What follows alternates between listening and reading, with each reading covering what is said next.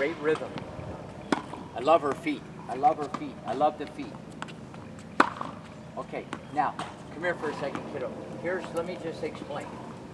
Compared to most players that I see, okay, and I probably worked with 20 of the girls that played the nationals at the polo club, you gotta understand, she has a nice rhythm. I think both your kids do because they're athletic. They have a nice flow to their game. So it's like da-da-da-da, bounce, hit, da-da-da-da, bounce, hit. So that's good.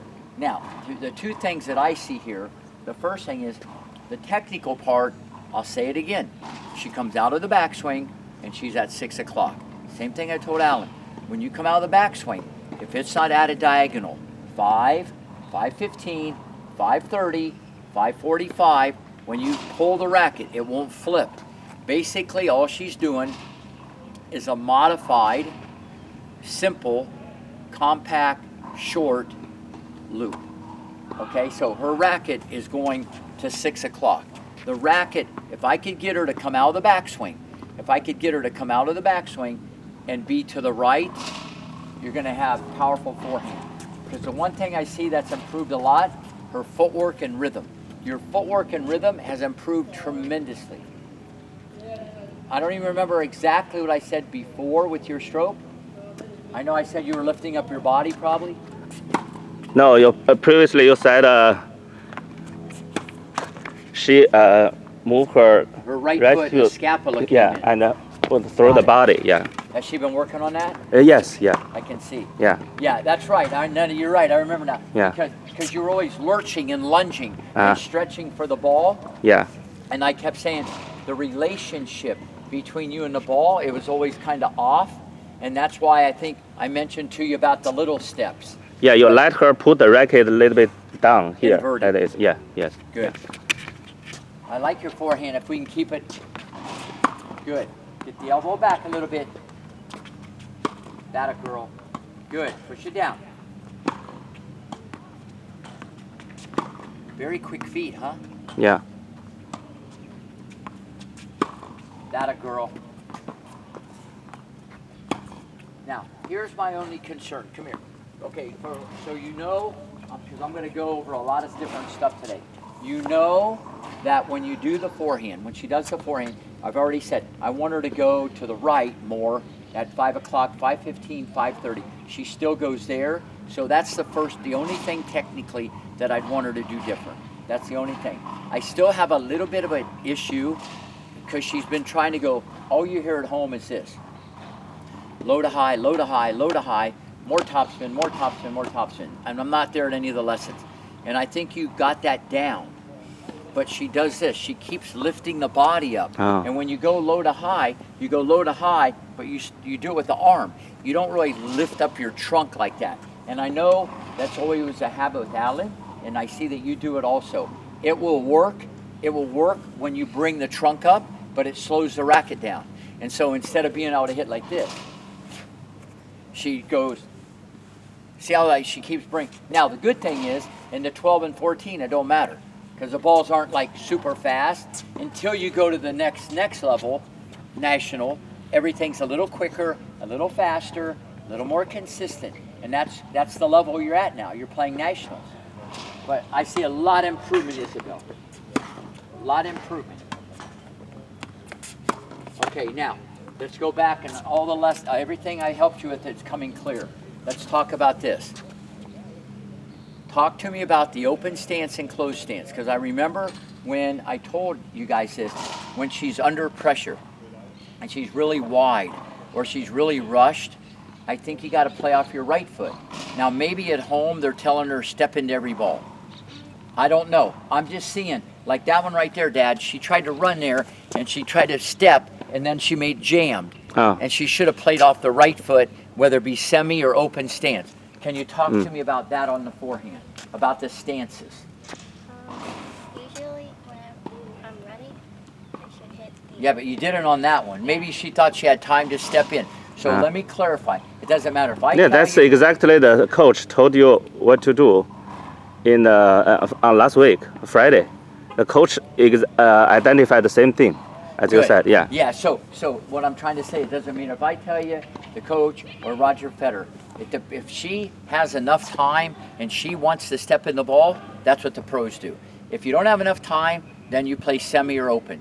The ball speed dictates footwork. The ball speed dictates footwork. It's all situational. So, but I don't know exactly your conversation, but I want her to remember that.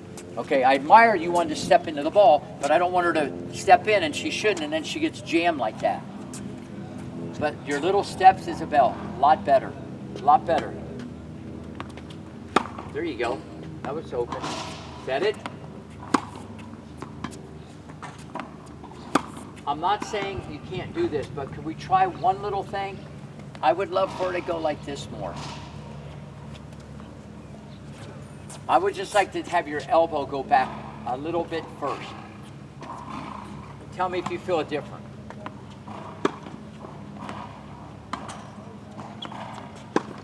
Okay, conference, come here.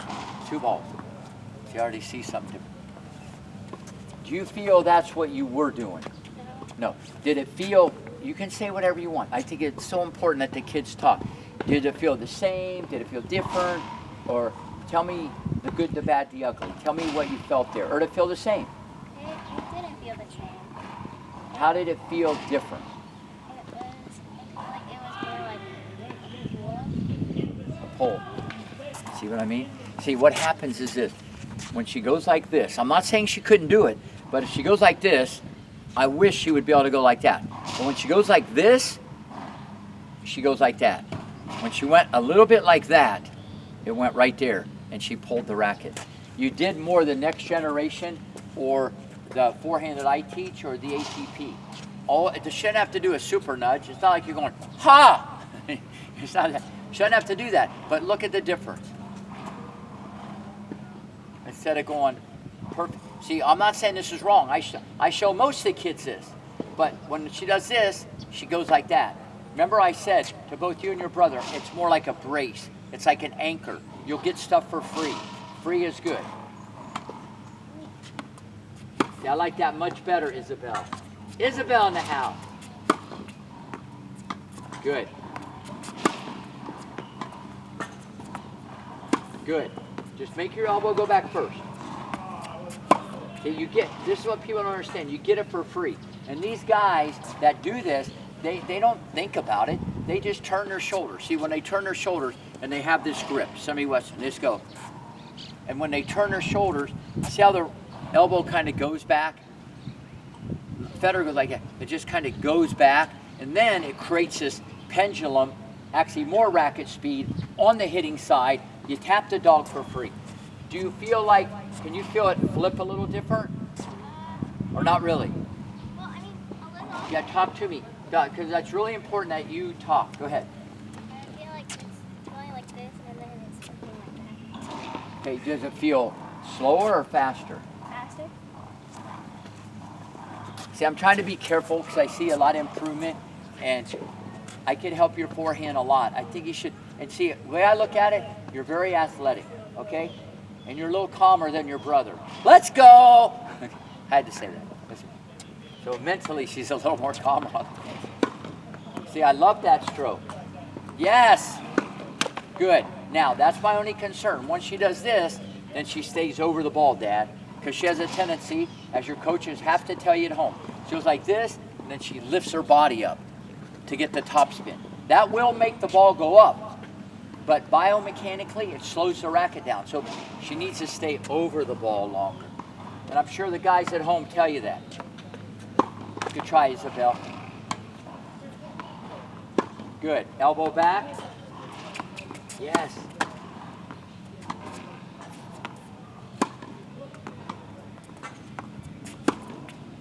I like it. Ready? You remember? Show me your drop shot. Your drop shot. Have you been practicing those? A little. That means no. You got to practice them more.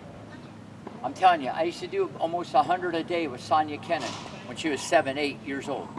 I told people she'll have the best drop shot in the world someday. She'll drop shot like off the return of serve. Because she's not going to sit there maybe and bang with people. The drop shot is critical in women's tennis. You don't do it because you're lazy. You don't do it because it's a bailout. You don't do it because you don't want to move your feet. You don't do it because you don't want to keep ground stroking. You do it strategically as part of your game to bring the girl in.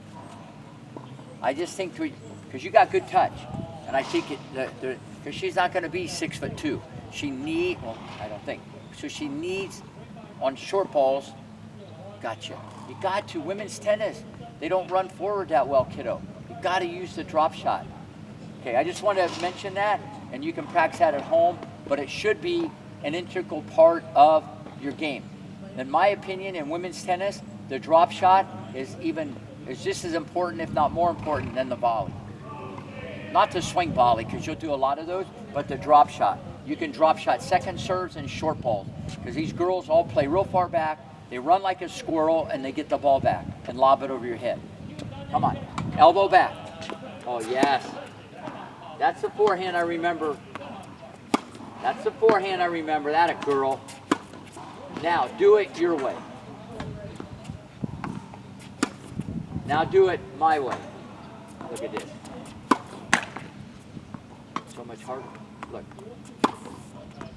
You feel a difference. I mean, it's still a forehand, and it's still topspin, and it's still low to high. But do you feel a difference?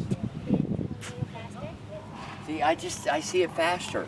But more importantly, the racket, there's a higher probability